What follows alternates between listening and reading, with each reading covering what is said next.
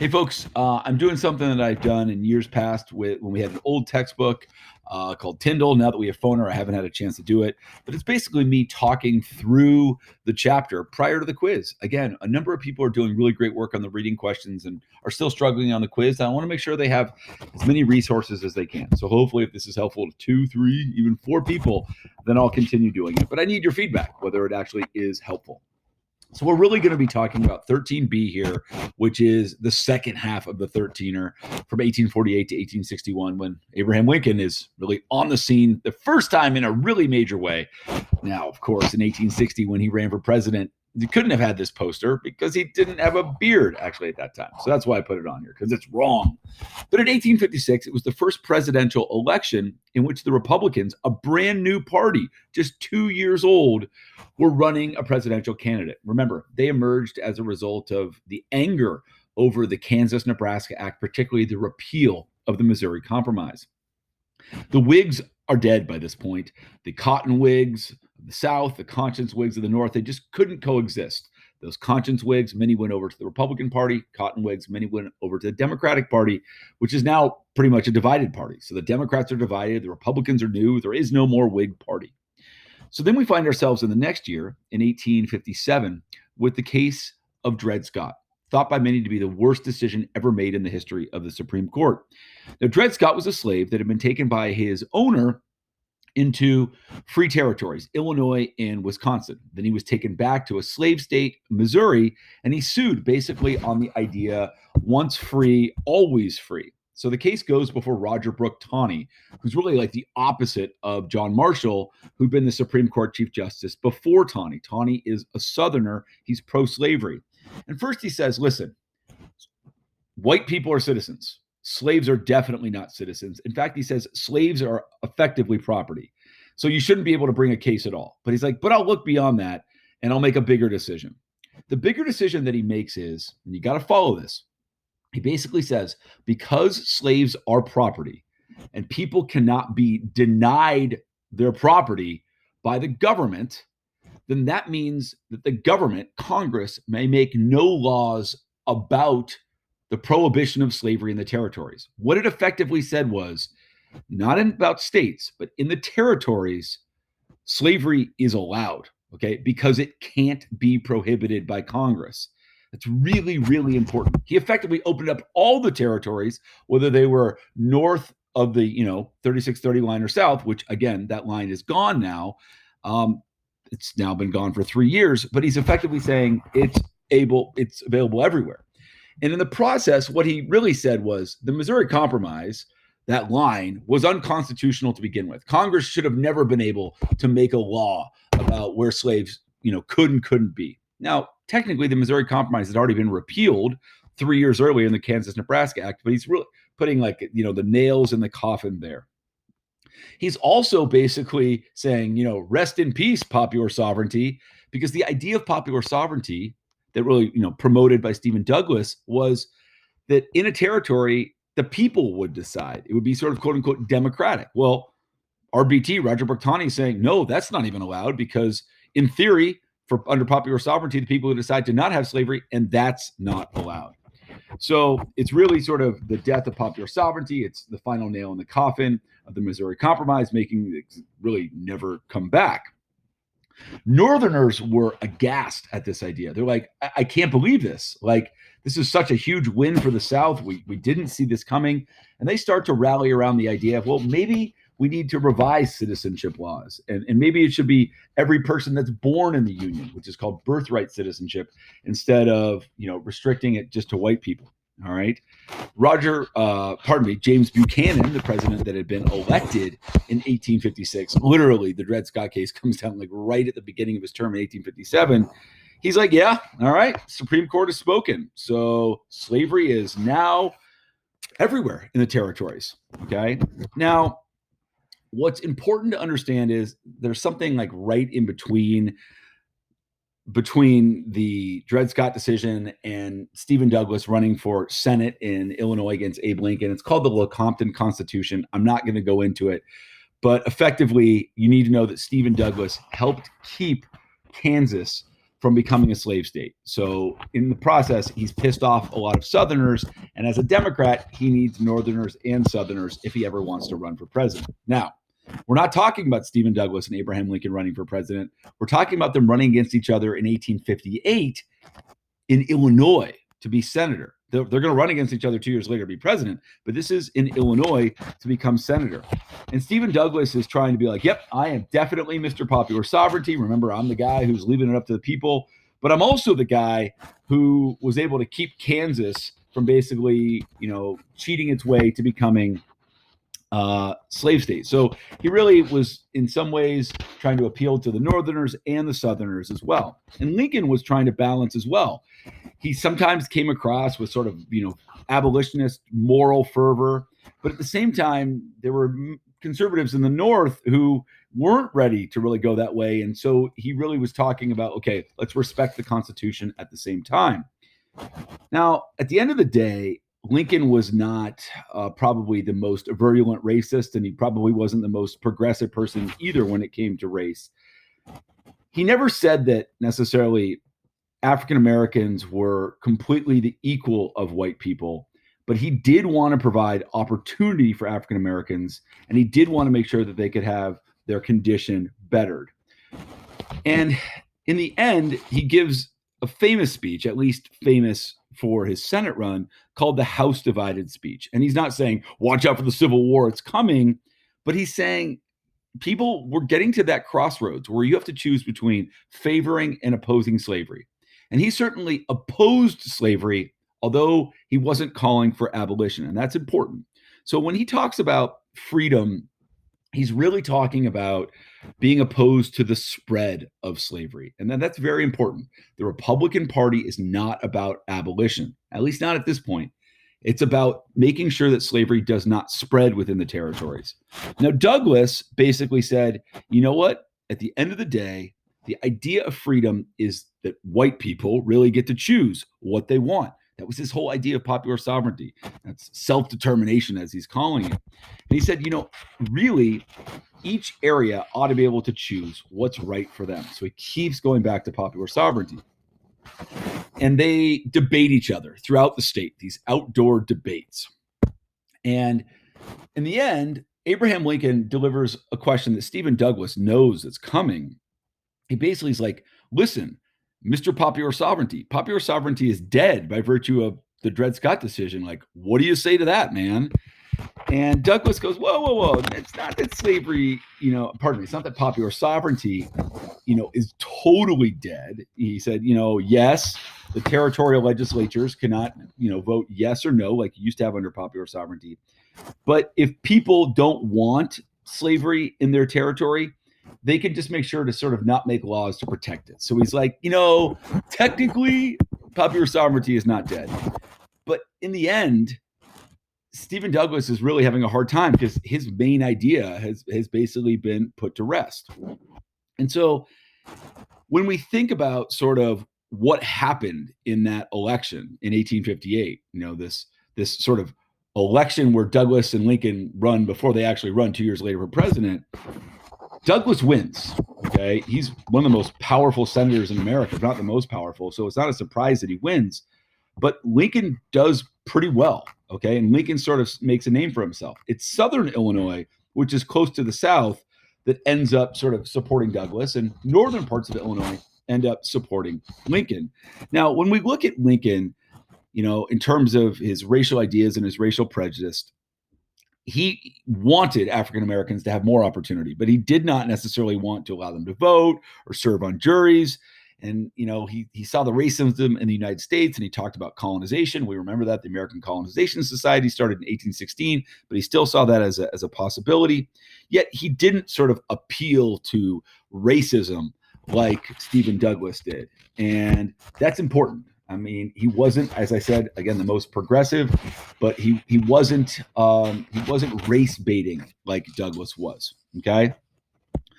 So we have this election in 1858 in which Douglas wins, but in the process sort of alienates parts of the South by virtue of the fact that he just keeps harping on popular sovereignty as opposed to really acknowledging the huge win that the South got for Dred Scott. We're going to find ourselves with the next sort of interesting character, for lack of a better word, and that's John Brown. And John Brown actually made a name for himself in Kansas, during Bleeding Kansas in 1856, when he and a bunch of his sons, and he had over 20 kids, they hacked to death. I mean, I'm talking about with like machetes, 5 pro-slavery settlers, or at least allegedly pro-slavery settlers at Pottawatomie Creek. This was a brutal, violent act, basically meant to say, like, don't mess with us free soilers. And then after that, he sort of travels around trying to raise money to try to basically create a war, in no uncertain terms, against slavery. So he tries to take over an arsenal at Harper's Ferry, Virginia, which is now technically in West Virginia. He's caught because the plan is so ill-conceived. It was like, we're going to go in and the slaves are going to rise up and help us, but he didn't communicate with any slaves about coming in and helping. So he is captured by none other than Robert E. Lee, who's going to be very, very famous during the Civil War. And he's placed on trial for treason against the state of Virginia, actually the Commonwealth of Virginia as it's known. But he conducts himself with such dignity and courage. And, you know, in the end, he knows that he is going to die. And in many ways, he knows that in death, he will have even more power than he did in, his efforts in Kansas or even in Virginia.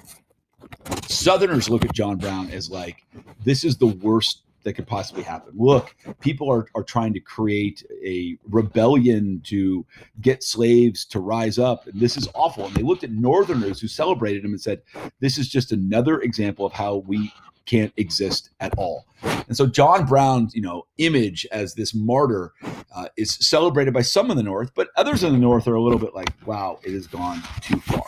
Okay. Which gets us to the climactic year of 1860. And, again, the Democrats you have Northern Democrats and Southern Democrats, but you have Southern Democrats who are like, listen, we want the Democratic platform to come out clearly and protect slavery in all the territories that are not yet states, okay? But no Northern politician was really willing to go to that. And quite frankly, the South knew that. They knew that in many ways, this was going to destroy the party.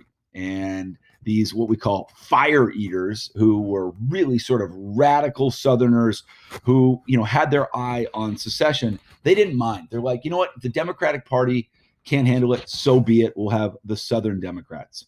And so it's important to understand that in the spirit of all that, you get to 1860 and the Democrats have their convention, and Stephen Douglas is still the biggest figure within the Democratic Party.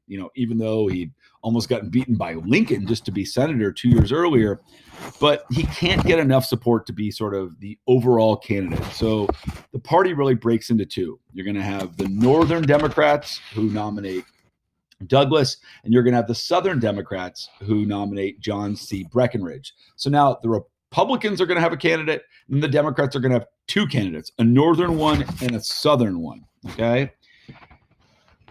And really, the whole idea of the Democrats saying that, we can't get along and that's okay, really shows that this party is on its way out as well. They're not willing to have any sort of conciliation or coexistence, much like the Whigs had died just earlier in the 1850s. The Republicans choose Lincoln. And again, Lincoln had made his name in 1858, but people did not necessarily think he was going to get the nomination in 1860. And that platform comes out strongly against Dred Scott. Again, Dred Scott had happened 3 years earlier. The Republicans are still pissed off about it. They repeat, listen, we are against the expansion of slavery in the territories. We're not abolitionists. We're against the expansion of slavery. And they're also sort of carrying on those Whig and Federalist ideas of like, hey, we would like, a tariff, okay? Again, protecting industry. We would like homesteads in the West, which is not exactly an old Federalist or Whig idea, but it's trying to help farmers in the West. And again, they say we would like federal money to build a transcontinental railroad, which is exactly sort of what the Whigs had been about with their N of BTN, Network of Internal Improvements, and also what Hamilton had talked about with, the roads and canals he never got. So really, it's about, the commercial interests of the northern part of the country. And really, that 1860 election is a confusing one because it's almost like two different elections are happening. You've got Lincoln and Douglas in the North. Okay, so remember, Douglas is the Northern Democrat, and Lincoln is the you know party of the North, which is the Republicans. And then in the South, you have three different people. You got Stephen Douglas, who's again not as popular in the South. He's trying to get Southern Democrats on board, but they're for John C. Breckinridge. And then there's another guy named John Bell of this sort of random Constitutional Union Party, which is meant to be sort of a compromise and nothing really at all. So you got four candidates: Lincoln, who's the Republican, Stephen Douglas, who's the Northern Democrat, Breckinridge, who's the Southern Democrat, and then John Bell, who's just this sort of like compromise guy. Now, Lincoln does really well in the North, not surprisingly. Breckinridge does the best in the South, but he doesn't totally and completely dominate the South, okay? Because the guy, John Bell, the compromise guy, also does decently well. And then Stephen Douglas doesn't win any region. He just sort of does well every place, but not well enough to beat anybody in any place. And when you look back and you're like, okay, what is Stephen Douglas's failure? Because he was actually the best known candidate out of all four. It's like, you know what? There's not going to be any sort of national party anymore. We're going to have really the Republicans in the North and the Democrats in the South, because it's really impossible for anybody to sort of straddle both of these regions. Now, what's interesting here is that Abraham Lincoln was able to win. Okay, he had enough electoral votes, a majority, to win because of the sort of population breakdown of the North versus the South. There's just so many more people in the North that by winning those states, he was able to win overall. In fact, he wasn't even on the ballot in 10 Southern states. You didn't even have a chance to vote for him. Now, many people in the South, particularly in South Carolina, which is going to be the one that secedes, they look at Lincoln's victory and they're like, you know what? It's coming. The apocalypse is here. Now, again, the Republican Party had never been about like, we are going to get rid of slavery. They'd always been, we're going to make sure that it doesn't expand in the territories. And many Southerners understood that, but they said, well, that's what you're saying now. If you keep getting more and more powerful, we know that you're coming, 5 years, 10 years from now. So Southerners were, I think, paranoid, and probably had the right to be paranoid, because now you had this new party that was only 6 years old that had said we're against the expansion of slavery, and they've now won the presidency. And so South Carolina is going to secede. South Carolina does what it says it's going to do. Remember, they said we're going to nullify tariffs, and they did. They said we're going to secede if Lincoln is elected, and they did. And the president at the time, again, James Buchanan, who's only going to be president for just a little bit longer. This election's in 1860. He's going to leave in 1861. He's sort of fiddling while Rome burns. Like he does nothing. He's effectively paralyzed. He's like, you can't secede. But then he's like, I can't do anything to force you not to secede. So it's literally the most wishy-washy response. And then South Carolina secedes and some other states follow suit. Now you had one sort of what we say last-ditch effort by John Crittenden.